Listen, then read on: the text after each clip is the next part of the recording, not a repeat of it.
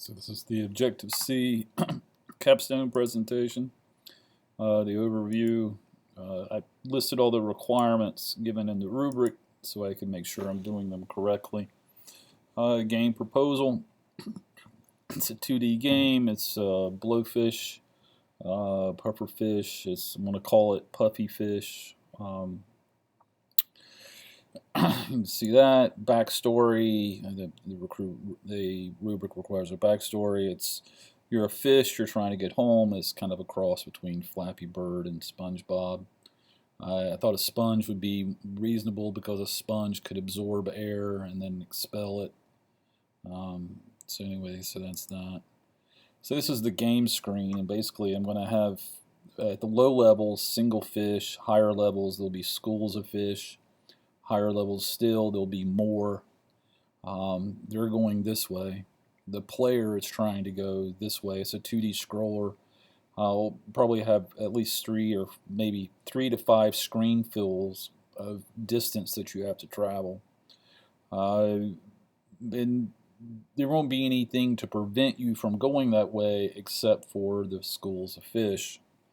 The way that I guess anybody wins, you get over there. It should be pretty easy in that regard.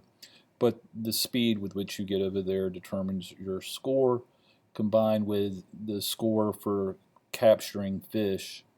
You capture fish by going over a clam. And a clam will periodically release air, so you might have to linger for it. You capture the air by just being in the bubble path. While you're getting air, your fish will get larger and you will move slower. So there's kind of a trade-off there. I'll have to adjust the timing to make it so it's not optimal just to avoid things. And you expel the air to make a bubble, kind of like a trap. If the fish come in them, they get carried to the top. And like here's an example of a fish caught in a bubble going up, and when they reach the water surface you score a point. That could be varied based upon the size of the fish. The size of the bubble could determine that. I mean, that's like things that could be done in second and third revs.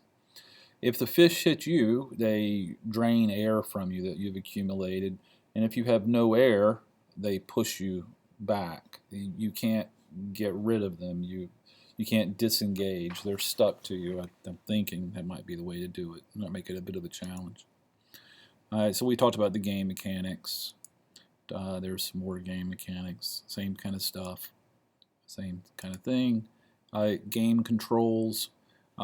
Since we have to have this as trans reality, meaning we have to have something in the physical, originally I thought I would do audio, like you make a noise and that emits bubbles, like the Foo Ross, yeah, from Skyrim.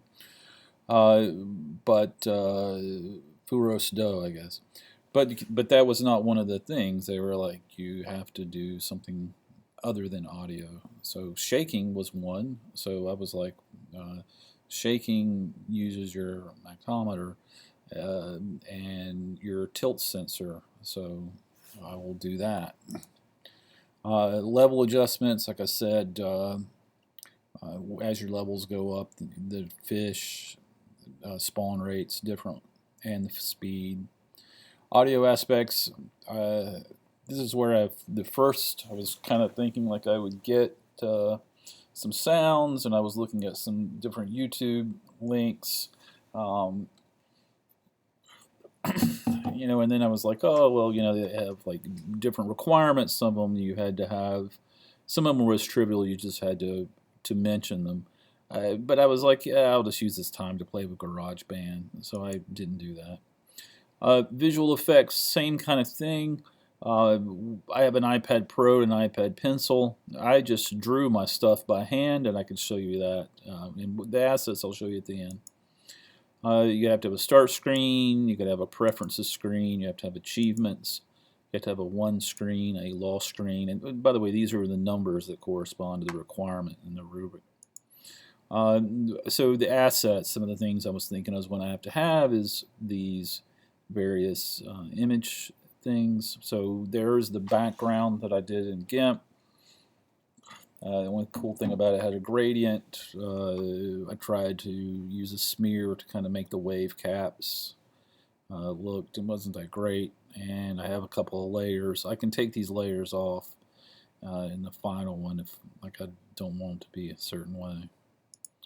I used the OpenBSD model to look at while I was drawing. I'm proud of the fish. You can see there the paintbrush, didn't touch that up, but I kind of used that as a model, didn't trace it, actually just drew it freehand. The same with all these icons or assets. This will be the clam. I'll have to make some other frames, and these I did before I did that in GIMP, the coloring. The iPad Pro I drew, and so in other words, here I drew this in iPad Pro, and then I colored it and filled things in.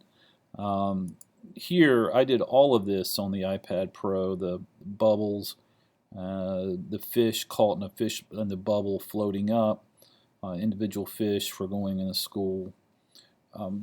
All of these will have to be manipulated by making motion. So for animation, I'll have to, what I plan on doing is just drawing the fins a little bit differently, and taking and I didn't copy these clams. I literally just drew them kind of at scale on the same little page, because that drawing program didn't have a way to, like, say, copy it.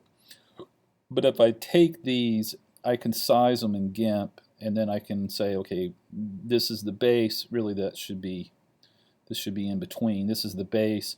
I'll make this width match that, and I will fill in with GIMP with the rotate tool and cut to get these layers.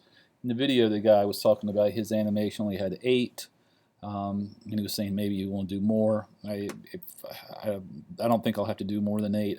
I purposely chose simple things to do. That's just the assets, what I was talking about doing. These are the... I'm going to slide out of order. There will be some further slides showing how you can expand it. Audio assets, I was going to do these with picking them up, like I said, but I spent way too much time doing them in GarageBand trying to get the right sound. And I won't do more with Audacious since I'm on the Mac. Possible enhancements.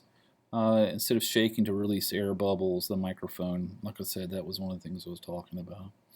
Fish could be sized differently, etc. So let me demo the sounds. So the ambient, I tried to make something kind of like what does sound like underwater. I wanted a little bit of bubbles, but not too much bubbles, and a different rate than the bubbles that I'm going to be having for when the clam is releasing bubbles. And I wanted kind of like a whale sound, like something underwater. It's kind of, but it's also lower volume.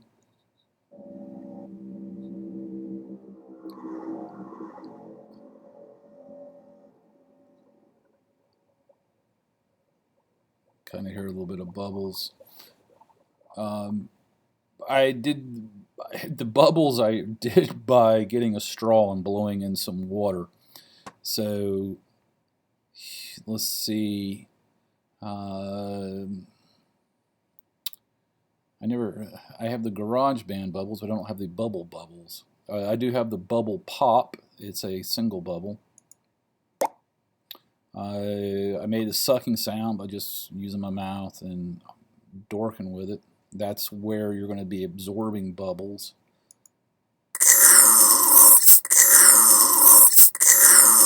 I looped it. That's kind of bad.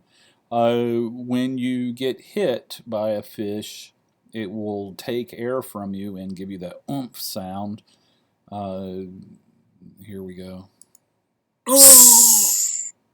That was 2 tracks. I don't have. Let's see what we can do with this. We'll do it real quick. So with GarageBand here. So I did multiple tracks in order to do that. So like that's how you get the sound a lot. And I cut and looped them, and that's that. I played with some echoes and stuff. And I think that is all. So let's stop recording or presenting.